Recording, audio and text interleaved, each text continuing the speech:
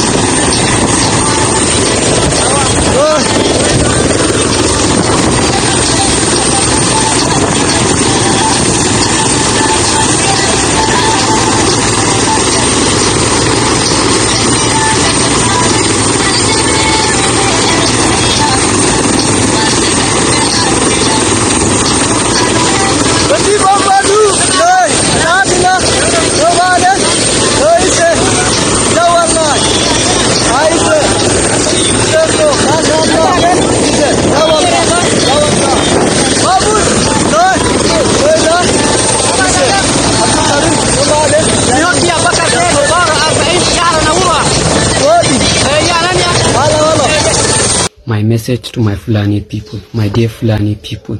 My heart is bleeding.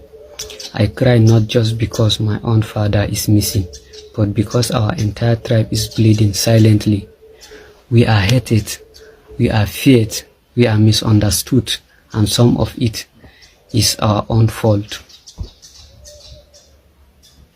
Today, everyone sees the Fulani man as a bandit, even when he is innocent, even when he is just a farmer, even when he is a man of peace. He is already judged as guilty.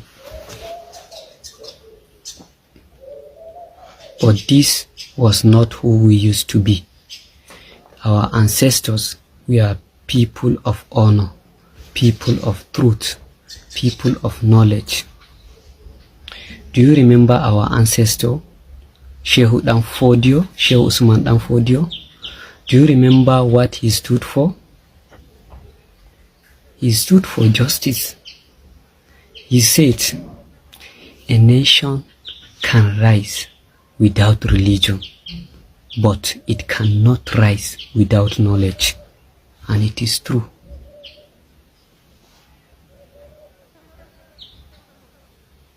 Countries like America now, they rise because they have knowledge, not religion.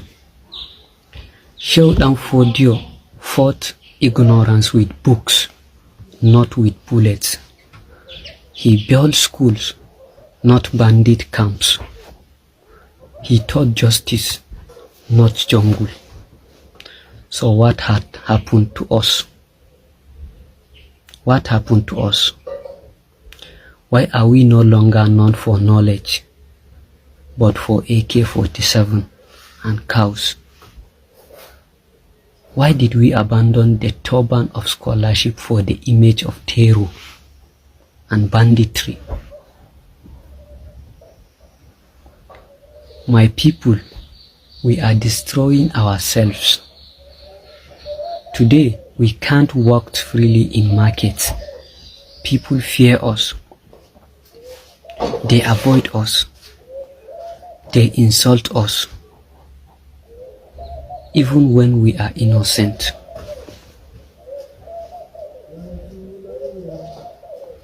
My father was a peaceful man. He worked to bring peace between government and our own community. They called him to help, but now he has already disappeared. He has disappeared, and nobody wants to speak for him because he is a Fulani. Wallahi, I swear to Allah, wallahi, this is not the future Shehu Danfodio wanted for us. He wanted us to lead with wisdom, not fear. He wanted us to carry books, not guns. He wanted us to protect the weak, not oppress them. My dear Fulani youth, don't let ignorance define our future.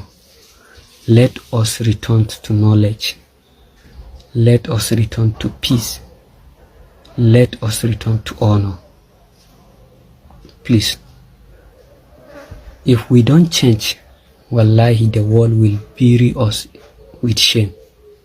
The world will bury us in shame. May Allah protect the innocent among us. May He guide those who have lost the path, and may He return my father safely.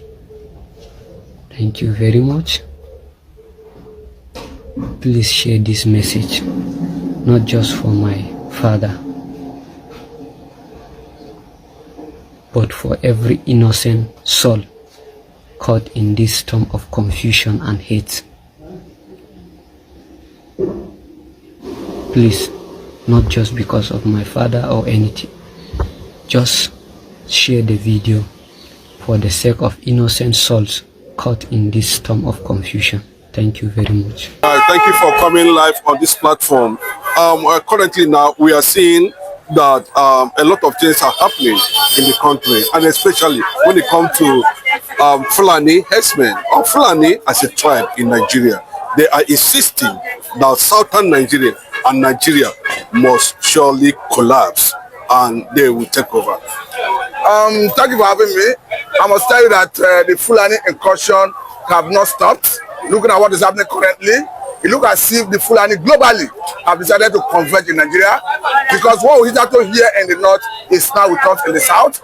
And if I must tell you, I will tell you that the Hausas were not circumspect enough, they were not careful enough, but allowing the Fulani to infiltrate into their ranks. And currently, they are taking over every leadership space in the north, taking over every traditional rulership place in the north, taking over all the political class leadership in the north. Now, their next target is the southern part of the country. That is where everybody must come together and unite against this evil. But this time around, I must tell you that it is no longer about whether a Tinubu rig election or not. I think the whole South should be ready, as long as the Tinubu is ready to summon the courage that is needed to confront the Fulani. I think everybody needs to come together to support it, to crush these bandits. And we understand that someone like Ajayi, the current Director General of DSS, made it very clear the other day that the communities are needed in this fight. Of course, he made it clear that the communities should be the first line of defense when invasion occurs. And if you look at the Fulani, these are people who came into Nigeria in sometime 14th, 15th century. Around 19th century, of course, they successfully established a caliphate in Sokoto, which is equally seen as Fulani empire. But the problem is, how did Hausa allow this people to take over every leadership position in the north, to the point that it becomes a problem to even ask them to go? If you look at Senegambia, like Senegal and Gambia, where they originally came from, you understand that this people mean business with Nigeria. Because in Senegal, for instance, their population there is just 5.something million. Whereas in Nigeria here, they are already 15.something million. In Gambia, they are just about 420,000. So you begin to wonder, how do a people leave their ancestral home, travel miles away, and settle here in Nigeria? They are already a menace to the society. So for me, I think as long as a Tinubu is ready to do the needful, is ready to do the right thing, this is not about who win the election. This is no longer about whether the election was rigged or not. Nigerians, particularly the Southerners, must queue behind the president to deal with this serious threat.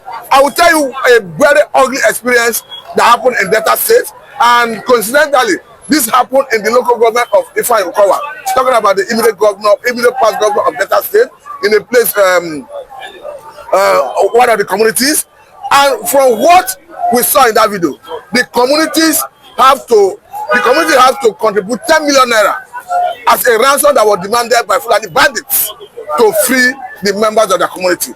And according to them, the reason they decided to even go into that contribution is that when a similar thing happened in the past, perhaps they were for dragging the bandits, killed their village members. So this thing is already here with us, and to be honest with you, we must approach it decisively. Otherwise, everybody will be in for trouble.